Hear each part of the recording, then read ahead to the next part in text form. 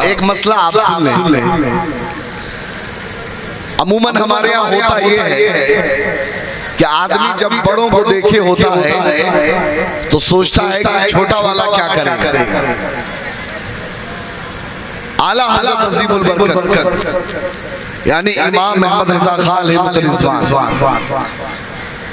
انہوں نے ایک معاملہ، ایک واقعہ ذکر فرمایا ہے کہ ایک مرتبہ ایک مٹھائی والے کی دکان پہ ایک فقیر لباس پہنچ گیا اور اس نے جا کے کہا کہ مجھے مٹھائی دے. تو مٹھائی والے نے کہا کہ چلو جاؤ ہٹو اپنا کام کرو، یہاں سے آگے بڑھو. تو فقیر نے کہا کہ اگر تم مجھے مٹھائی دو تو ٹھیک ہے، اور اگر مٹھائی نہیں دو گے تو ابھی تمہاری ساری دکان اٹھا کے پلٹ دوں گا. تو وہ آدمی کہنے لگا کہ جاؤ اپنا کام کرو، تم کاہے کو پلٹ دو گے. اتنے میں جو مٹھائی والا جس پیر صاحب سے مرید تھا، وہ پیر صاحب کہیں نکل کے جا رہے تھے. تو انہوں نے دیکھا کہ بھیڑ لگی ہوئی ہے، بحث ہو رہی ہے، اپنے مرید کے دکان میں آ گئے اور مرید کے دکان میں آ کر پوچھا کیا معاملہ ہے. کہا حضرت یہ دیکھیے پتہ نہیں کہاں سے صبح چلا آیا اور کہہ رہا ہے کہ مجھے مٹھائی دو ورنہ تمہاری دکان اٹھا کے پلٹ دیں گے. تو حضرت نے اس جو فقیر لباس شخص ہے ان کے اوپر سے نیچے تک نگاہ ڈالی. ہر آدمی کے آنکھ سب کے پاس ہوتی ہے لیکن دل کو پرکھنے والی آنکھ سب کے پاس نہیں ہوتی ہے. زبان سب کے پاس ہوتی ہے لیکن زبان اللہ کی بات بن جائے وہ زبان سب کے پاس نہیں ہوتی ہے. ہاتھ سب کے پاس ہوتا ہے لیکن وہ ہاتھ اللہ کا دینے والا ہاتھ ہو جائے یہ سب کے پاس کمال نہیں ہوتا ہے. تو پیر صاحب نے نگاہ ڈالی تو نگاہ ڈال کے اپنے دکاندار مرید سے کہا جو یہ مانگ رہا ہے چپے دے دو ورنہ پکا تمہاری دکان پلٹ جائے گی. تو کہنے لگا حضرت ہم تو آپ کے مرید ہیں، آپ کے بھروسے ہیں اور آپ ایسی بات کر رہے ہیں، اور وہ بھی ایسے آدمی جس کے لباس کا پتہ نہیں، جس کے معاملات کو دیکھ کے کچھ لگتا نہیں. تو پیر صاحب نے جو جواب دیا وہی ہماری عقیدتوں کی معراج ہے اور وہی ہمارے لیے صحیح معنوں میں بزرگوں سے عقیدت ہے. اعلیٰ حضرت فرماتے ہیں کہ انہوں نے یہ کہا کہ یقیناً یہ تمہیں اس لائق نہیں دکھ رہا لیکن میں دیکھ رہا ہوں کہ اس کے پیچھے اس کے بزرگوں کی جماعت کھڑی ہے جو یہ کہہ رہے ہیں کہ میرا لال ایک بار مجھ سے کہہ دے تو ہم اس کے دکان کو اٹھا کے پلٹ دیں. یہ نہیں پلٹ سکتا لیکن اس کے بزرگ یہ کام ضرور کر سکتے ہیں. سبحان اللہ. دیکھنے میں کمال ان میں نظر نہ آئے آپ کو لیکن اس کے پیچھے جو شاہ مظفر کا ہاتھ ہے، شاہ مظفر کے ہاتھ پہ ان کے جناب سید شاہ خلیل کا ہاتھ ہے. پھر اسی طریقے سے ہاتھ بڑھتے بڑھتے بزرگوں کے سلسلوں سے جڑتا ہوا غوث اعظم تک پہنچے گا، غوث اعظم سے امام حسین تک پہنچے گا، امام حسین سے علی تک پہنچے گا. یہ واسطہ ہے جو الحمدللہ ہمیں نبی کے سلسلے سے جوڑتا ہے. سبحان اللہ سبحان اللہ. تو اس وجہ سے اپنے کسی بھی بزرگ کا آپ ہمیشہ احترام کریں. آپ سامنے والے کو دیکھیں کہ وہ اگر اپنے بزرگوں کی نیابت کا حق ادا کر رہا ہے تو آپ اس کی ضرور پیروی کریں، اس کی بات ضرور مانیں. اور ایک بات اور میں آپ کو بتا دوں، ابھی جو الحمدللہ لبیک یا رسول اللہ کا نعرہ لگ رہا ہے یا پھر آئی لو محمد کا، بولے سبحان اللہ، بولے جی محمد کا نعرہ لگ رہا ہے، یقیناً اچھی بات ہے، نعرہ لگنا چاہیے. لیکن میں کہتا ہوں آپ سوچو کہ آپ لبیک یا رسول اللہ کا نعرہ لگائیں اور آپ کو فجر کے ٹائم پر مؤذن اشہد ان لا الہ الا اللہ اشہد ان محمد رسول اللہ کہہ کے بلائے، آپ مسجد نہ جائیں تو اس لبیک کے نعرے سے کیا فائدہ ہے؟ جی کیا فائدہ ہے؟ کوئی فائدہ ہے؟ فائدہ تو جب ہے کہ الحمدللہ جلسہ ہے تو ہم اپنی حاضری کا ثبوت لبیک سے دیں گے، اور جب مسجد میں اللہ کا مؤذن بلائے گا تو ہم اپنی حاضری دے کے اس پہ پیشانی کو اللہ کے سامنے جھکا کر اپنی حق بندگی کو ادا کرتے ہوئے سبحان اللہ آئلہ محمد کی تختی مت دکھائیے. قرآن نے پہلے ہی کہا صبغت اللہ, اللہ کے رنگ میں رنگ جاؤ. اور یہ اللہ کا رنگ کیا ہے؟ یہ اللہ کا رنگ یہی بزرگوں کا رنگ ہے, یہی اللہ والوں کا رنگ ہے, اپنے نبی کی سنتوں کا رنگ ہے. آپ پوسٹر بینر دکھا کے کسی کو چڑھانے چلانے والا کام نہ کریے, بلکہ تمہارا وجود, آپ کا جسم کا روا روا, آپ کا ہر ایک عمل خود نبی کی سنتوں میں ڈوب جائے. جو تمہیں دیکھے وہ خود کہہ اٹھے کہ جب یہ اتنا پیارا ہے اس کا نبی کتنا پیارا ہوگا. سبحان اللہ نظر آئے آئلہ محمد یہ ہے کہ میں اپنے کے نبی سے پیار کرتا ہوں نظر آتا. یہ طریقہ ہونا چاہیے. تو میرے عزیز سبھی کے لیے ضرورت ہے کہ سب سے پہلے اپنے نبی کی شریعت کی پابندی کریں. ضرورت ہے کہ نہیں ضرورت ہے؟ زور سے سبھی لوگ ضرورت ہے نا, سب کو ضرورت ہے کہ اپنے نبی کی شریعت کی پابندی کیجیے, چاہے کوئی بھی ہو. آپ مسلمان ہیں تو ہم سب سے پہلے مسلمان ہیں. ہم سلسلے کے اعتبار سے شاہ مدار کے ماننے والے ہو سکتے ہیں, غوث اعظم کے ماننے والے ہو سکتے ہیں, خواجہ پاک کے ماننے والے ہو سکتے ہیں, حضور سمنان حضور جہانگیر سمنان کی ماننے والے ہو سکتے ہیں. ہم کسی نہ نسبت کے اعتبار سے الگ الگ بزرگوں کے ماننے والے ہو سکتے ہیں, لیکن سب سے پہلے ہم کلمے کی بنیاد پر اپنے نبی کو ماننے والے ہیں, اپنے آقا کو ماننے والے ہیں. تو ضرورت اس بات کی ہے کہ پہلے ہم سچے غلام بنے اور شریعت کے پابند بند. سبحان اللہ سبحان اللہ. اور ایک بات اور یاد رکھیے, بس اسی کو تقریر سمجھیے اور یہی لب لباب انشاءاللہ اس کے بعد آگے حکم فرمائیں گے انشاءاللہ وہی ہوگا. ہمارے بزرگوں نے ایک طریقہ بیان کیا ہے. جی پہنا لینا جلدی سے. ہمارے بزرگوں نے ایک طریقہ بیان کیا ہے. ہمارے بزرگوں نے ایک طریقہ بیان کیا ہے کہ جو آدمی, حضرت بیٹھے ہیں مولانا پیغام صاحب, حضرت بتائیے, جو آدمی کسی مسلمان کی برائی بیان کرے تو یہ بات بالکل پکی ہے کہ آج ایک مسلمان کی برائی بیان کر رہا ہے, کل آپ کے سامنے اس کی برائی بیان کر رہا ہے, اور کل اس کے سامنے آپ کی برائی بیان کرے گا. کل ایک مسلمان کی برائی, پھر دو مسلمان کی, پھر اللہ کے ولیوں کی برائی کرے گا, پھر دین کے علماء کی برائی کرے گا, پھر اتنا زیادہ آگے بڑھ جائے گا کہ نبی اور صحابہ کی بھی گستاخی کرے گا.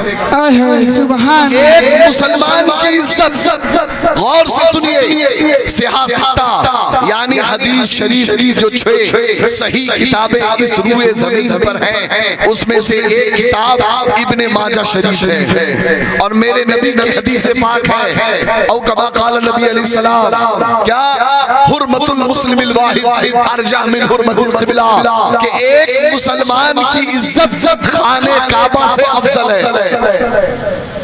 کیا ایک مسلمان کی عزت خانہ کعبہ سے افضل ہے, یعنی ایک مسلمان اتنی عزتوں والا ہوتا ہے کہ جس کعبے کو یہ فضیلت ہے کہ 70,000 فرشتے ہمیشہ اتر کر اس کا طواف کرتے ہیں, جس خانہ کعبہ کو یہ فضیلت ہے کہ اللہ 120 رحمتیں ہر لمحہ نازل فرماتا ہے. میرے آقا ارشاد فرماتے ہیں, اے کعبہ تیری حرمتیں, تیرے تقدسات وہ اپنی جگہ ہے, لیکن سن لے, ایک مسلمان کی عزت تجھ سے افضل ہے.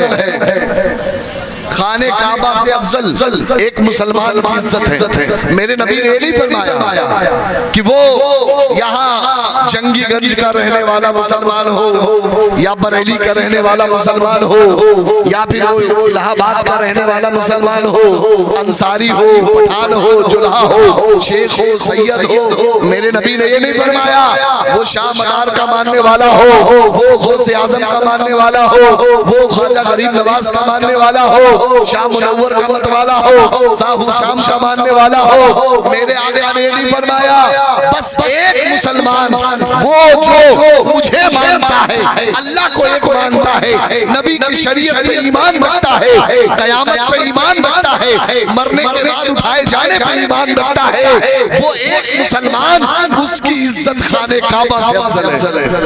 تو آپ بتائیے جب ایک مسلمان کی عزت خانے کعبہ سے افضل ہے تو بھلا اگر کوئی کسی بھی مسلمان کو لعن طعن کرے یا پھر کسی مسلمان کو برا بھلا کہے تو آپ خود فیصلہ کریں کہ وہ آدمی اپنے نبی کے شریعت کے خلاف کرتا ہے کہ نہیں کرتا۔ ہمارے لیے ضروری ہے ہم سب کا احترام کریں، سب کی عزت کریں، سب کو ہم احترام کی نگاہ سے دیکھیں، اور میرے نبی نے ایک ہی معیار دیا ہے، کوئی بڑا چھوٹا نہیں ہوتا۔ الحمدللہ یہ تو ان کے نسبتوں کا فیض ہے کہ جو سادات اکرام ہیں وہ ہمارے سر کے تاج ہیں، کیوں نہ ہو کہ ہمارا امام کہہ رہا ہے یا رسول اللہ تیری نسل پاک میں ہے بچہ بچہ نور کا، تو ہے نور، تیرا سب گھرانہ نور کا۔ یہ وہ گھرانہ ہے کہ دنیا میں ہم رشتہ داری بنائیں گے، رشتہ داری ختم ہو جائے گی، لیکن وہ سادات اکرام ہے کہ میرے آقا ارشاد فرماتے ہیں کہ قیامت کے دن بھی جو رشتہ داری باقی رہے گی وہ رشتہ داری میرے گھر والوں کی باقی رہنے والی ہے۔ یہ تو ان کی عزتیں ہیں کہ اللہ تبارک و تعالی ان کو جو بلندی عطا فرما دے، ورنہ ذات محترم ہمارے لیے تو یہی ضروری ہے ہر مسلمان کا احترام کریں، کسی مسلمان کی بے عزتی نہ کریں، کسی مسلمان کی توہین نہ کریں۔ آپ کو اللہ نے توفیق دی ہے کہ آپ ایک نبی کا کلمہ پڑھنے والے ہیں تو اسی نبی تک پہنچانے کے لیے اللہ نے الحمدللہ ہمیں سلسلے دیے۔ سمجھ رہے آپ؟ نبوت اب نہیں آئے گی، اللہ تبارک و تعالیٰ نے ولی بنائے، اور ولی کیوں بنائے؟ یہ جو ولی ہوتے ہیں در حقیقت یہ اپنے نبی کے معجزوں کے رہنما ہوتے ہیں، یعنی نبی علیہ الصلوۃ والتسلیم کے جو معجزات ہوتے ہیں اس کو صحیح طریقے سے بندوں تک پہنچانے والے ہوتے ہیں۔ تو یہ جو اولیاء اکرام کی ذات ہے، جو ان کے جو بزرگان دین ہیں، کوئی مردوں کو زندہ کر رہا ہے تو یہ اپنے نبی کی کرامت کو زندہ کر رہا ہے، اپنے نبی کے معجزے کو بیان کر رہا ہے۔ کسی کو اللہ نے لمبی عمر دے دی جیسے حضور شاہ مدار کو ملا تو آپ حضرت نوح علیہ السلام کے نقش قدم پہ چل رہے ہیں۔ کسی کے اندر جلال ہے اور عالم یہ ہے کہ پرندہ بھی اوپر سے اڑے تو جل کے خاک ہو جائے تو موسیٰ علیہ السلام کا جلال لے کے نظر آ رہے ہیں، اور کسی کا حال یہ ہے کہ زمانے والے ستا رہے ہیں اور وہ اپنے آپ کو بلا کے گنہگاروں کو گلے لگا رہے ہیں تو وہ اپنے نبی کی سنت کو زندہ کرتے نظر آ رہے ہیں۔ یہ اولیاء اکرام در حقیقت اپنے نبی کے دین کو پھیلانے والے ہوتے ہیں۔ اولیاء اکرام آپس میں لڑائی کرانے کے لیے نہیں ہوتے کہ تو چشتی ہے تو تو مجھ سے بات مت کرنا، تو قادری ہے تو تو الگ ہو گیا، میں مداری ہوں تو میں سیدھا جنت میں تو جہنم میں، معاذ اللہ رب العالمین۔ یہ اولیاء اکرام کی شان نہیں ہے۔ جنت میں کون جائے گا یہ تو فیصلہ میرے نبی نے کیا، صراط الذین انعمت علیہم، جو لوگ جنت والے ہیں جو سیدھے راستے پہ چلے جن پہ اللہ نے انعام کیا، اور اللہ نے کن پہ انعام کیا؟ اولئک الذین انعم اللہ علیہم من النبیین والصدیقین والشہداء والصالحین، کہ اللہ نے جن لوگوں پہ انعام کیا تم ان کے دامن کرم کو تھام لو، انشاءاللہ تم مداری ہو، تم بھی جنتی ہو، تم غوث کے ماننے والے ہو، تم بھی جنتی ہو، تم خواجہ پاک کے ماننے والے ہو، تم بھی جنتی ہو، تم مخدوم سمدہ کے ماننے والے ہو، تم بھی جنتی ہو۔ جو بھی اللہ تبارک و تعالیٰ کے ولیوں کو دامن کو پکڑے رہے گا انشاءاللہ سارے کے سارے جنتی ہیں۔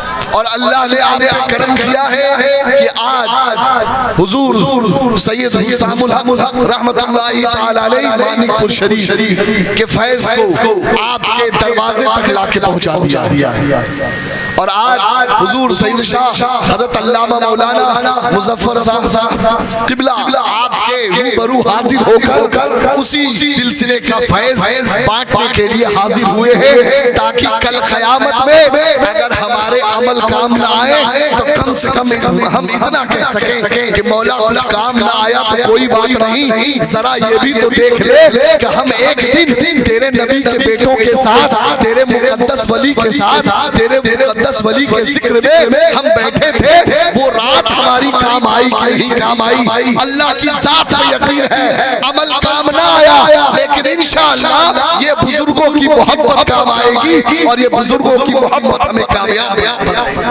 انشاءاللہ۔ بہرحال ذات محترم اللہ تبارک و تعالی ہمیں اس جلسے کے پیغامات سے مستفیض فرمائے، اور خصوصیت کے ساتھ میں یہ التماس کروں گا اپنے عالی جناب غلفان صاحب سے کہ آپ اپنے اس ذمہ داری کو اچھے سے سمجھیں، ہر مسلمان کو اپنے قریب کریں، ہر مسلمان کو غوث اعظم کی محبت کا جام پلائیں، بزرگوں کی عقیدت کا جام پلائیں، اور انہیں سچا پکا اپنے ساتھ نبی کی سنتوں کا عامل بنائیں۔ انشاءاللہ الرحمن رب تبارک و تعالی ہماری ان خدمتوں کو قبول فرمائے گا۔ استغفر اللہ رب من کل ذنب و اتوب الیہ، وآخر دعوانا الحمدللہ رب العالمین۔